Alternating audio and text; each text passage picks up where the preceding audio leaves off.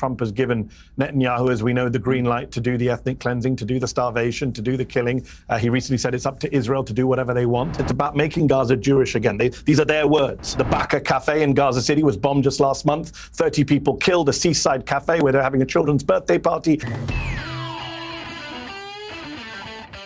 I want to hop into a few clips of Mehdi Hasan on Piers discussing Donald Trump, the Middle East, and more. So if you can, take a moment, leave us a like on the video. It helps us out a ton. It gets us out there in the algorithm, and let's see what we can add to the discussion. Trump has given Netanyahu, as we know, the green light to do the ethnic cleansing, to do the starvation, to do the killing. He recently said it's up to Israel to do whatever they want. But Mike Huckabee is a man who, just for your viewers watching some context, this is a man who said there's no such thing as a Palestinian.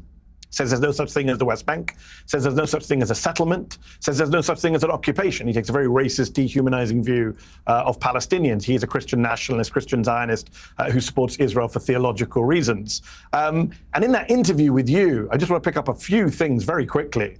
The number of barefaced lies the ambassador told. He said multiple times Hamas is stealing the aid. As you pointed out, the New York Times spoke to multiple Israeli officials who say there is no evidence of systematic stealing of aid by Hamas. In fact, USAID, the US government's own aid department, did a study showing Hamas is not stealing the aid. The European Union did a study showing Hamas is not stealing the aid. It's sadly true for multiple members of Congress who have made equally disgusting remarks. There's members in the House that have said that we should turn Gaza to a parking lot, and it's motivated by pure racism against Arabs or religious dogma. Money, too, I'm sure plays a part there. But at this point, this is Trump's genocide. It's MAGA's genocide. He is going to levels that even Biden wouldn't, who is maybe the most pro-Israeli president we had ever had, publicly stating that he'll let Israel take Gaza. I mean, he offered our troops at one point to help them do it, but as Netanyahu is stating openly, he has the goal to take over Gaza City. This is illegal by international law. The administration is just shrugging his shoulders and saying he'll let it happen. The administration preemptively attacked Iran in the name of Israel. This is illegal by international law, mind you.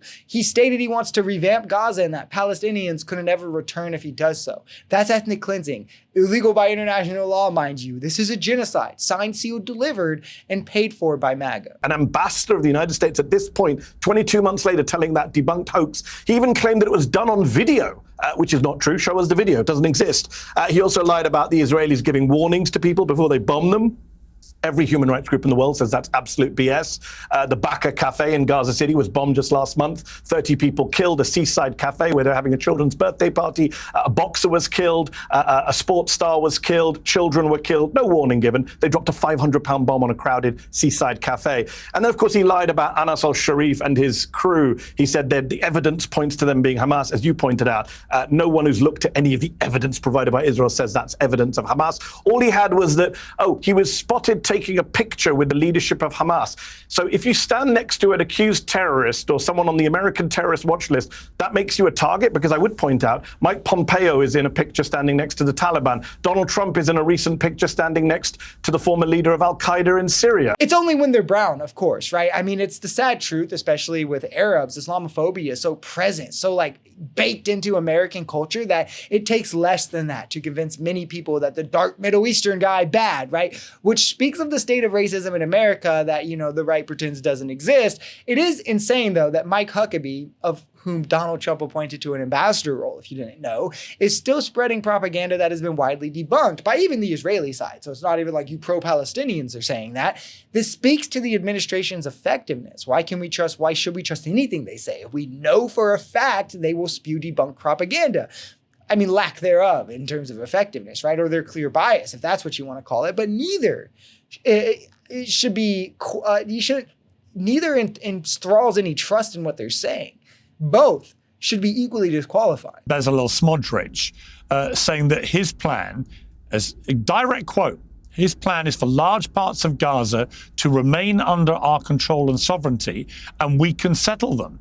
And that this has been, I know it's been a fear that you have expressed from day one of this, after October the 7th, that actually Israel and its hard right government ministers would move to try and take over Gaza and indeed the West Bank. When you hear people like Smodrich, it's very hard to dispute that's exactly what he wants to do. It's very hard to dispute that this is a genocide and this is ethnic cleansing. I mean, they have said this on the record time and time again. US officials can come and dress this all up and talk about Hamas, but they've made it clear it's not about Hamas. It's about making Gaza Jewish again. These are their words. As you mentioned, Smotrich has said this. Ben Gvir has said this. Eliyahu, the heritage minister, just said recently, we're wiping out Gaza. We're going to make it Jewish again. Everyone's going to have to leave.